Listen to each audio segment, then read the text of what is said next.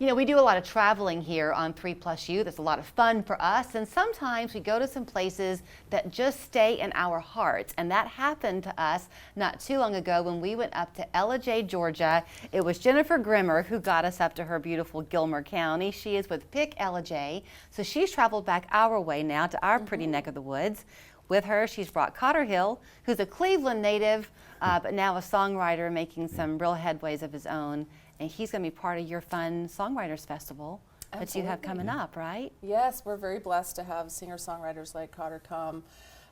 We have about 10 days, May 20th to June 2nd, of performances from singer-songwriters, a lot from Nashville, a lot from our native North Georgia area. And it's just a blast. We have about 14 wineries in the area, of which most of them are participating, including a bunch of restaurants downtown Ellijay. And you can get, if you're in Ellijay between May 20th and June 2nd, you're going to get up to 70 free performances from quality entertainers like Cotter. So, I want to just kind of go back to a number you threw out earlier, because we were astounded when we went up to see you. Ellijay, Georgia, in Gilmer County, which is not huge territory, 14 wineries. That's a lot. It is, and it's actually more than that if you count tasting rooms. We've about tripled in wineries in the last 6 to 7 years, and including like we just opened a new distillery, Ellijay. And the beautiful thing about these wineries is that they open venues as well. So we weren't really able to host something like this until the last few years, but now most of our wineries have amazing amphitheater space or indoor space that is conducive to events like this. So we're very lucky. This is the second year for it. It is. So Cotter, were you a part of it last year? I was, yes. Were you surprised? I was. It was a big, it turned out way bigger than I thought it'd be. Yeah. Honestly. And no offense to anybody, but yeah. Us too. Because I played down there a few times at some of the local wineries, and when they were like, "I'm gonna be a part of it," I was like, "Absolutely," because I love everybody down there. It's got to be fun for you as a songwriter, singer-songwriter. You spent time in Nashville, which would be expected, but Nashville's changed so much.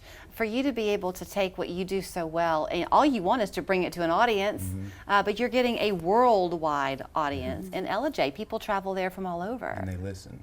And they listen. We love music in Ellijay. We do. It's part of the culture there. It's part of what we promote about Picking Ellijay. It's agritourism, and the country music singer-songwriter vibe just really fits. All of our wineries are family-owned. And so there's just an accessibility and an unpretentious vibe that really works for this festival that we love. So it's a 10-day festival. You're performing 4 of those 10? Yes, 4 of the 10. Are you going to be at a different place each time? Each time, yes. And that'll be fun for you, because you'll get kind of a different vibe. New crowds, new vibes. Yeah. So give us a little bit of your background. You're from Cleveland. I'm from Cleveland, Tennessee originally. Moved to Nashville at a little later than usual. I moved about 26 years old. Yeah. And just started digging into music, and I've traveled the country and been very fortunate to do it, and love writing songs. How old were you when you picked up that guitar? Oh, 11. Okay, that's all. Like 11 to 13 is that magic age. Yeah. And then I did all kinds of instruments in between there that I never stuck with. So. Yeah. So part of what is so powerful in Ellijay is their scenery. I mean, the land just speaks to you. So when you're writing your music, are you inspired by the people or by the geography? Everything. Everything. People, stories, geography, everything. So, yeah. So are you going to have a full lineup when you're performing those nights? I mean, what's a set look like? How long?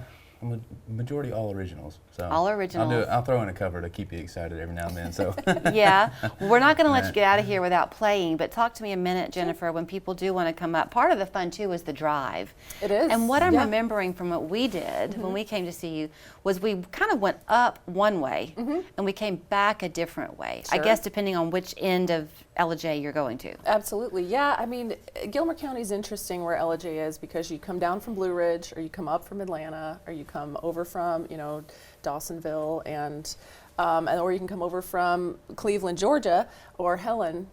Each one of those drives is phenomenal. You're going to pass things like Amicalola Falls, or you're going to pass, beautiful state parks. So it's killer. And some of these new wineries, like the one you visited, they have unbelievable views. They do. All of our wineries have interesting vibes. And there's something about it when we went up to Rue Mountain first, that way we went up, you feel like you're going into another world. Yeah. It's some really twisty, turny roads, and it Yeah. was so much fun. So I want to give Cotter here a chance to set up Yeah. your song and play us a little bit. Yeah.